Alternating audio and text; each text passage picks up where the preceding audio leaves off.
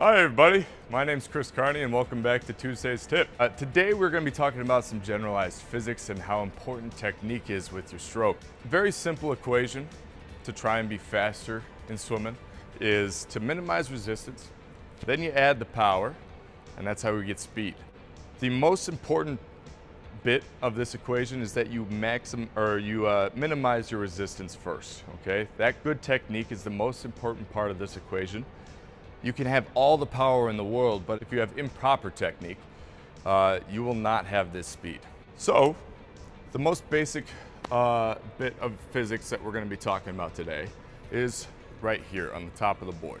Okay, the fastest way to get from point A to point B is a straight line, always. If we have improper technique, like when we're swimming and our core is not engaged or our kick is a little wobbly, and we aren't swimming in that straight line, you're no longer swimming the 25 yards each length, you're swimming more like 26, 27 yards.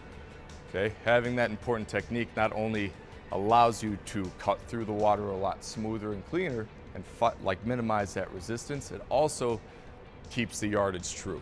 A great analogy Coach Wolford had used, and I'm gonna steal it right now, is a chain link. Imagine yourself into 3 links. First chain link is going to be pull, second core, and the third is kick. If you're a great puller and a great kicker, but you're not so great at engaging your core while you swim, you can only swim as well as if you're your weakest link, okay?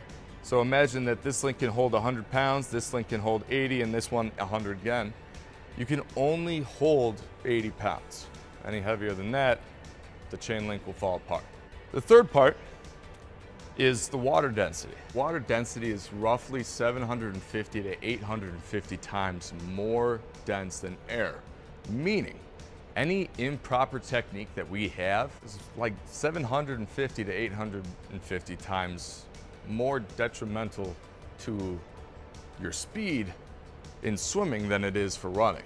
Okay, if you're running up and you have that flat back and all that wind is hitting you in the chest, versus you swimming with your hips down low and all that water is hitting you in the chest, it's significantly harder to cut through the water than run.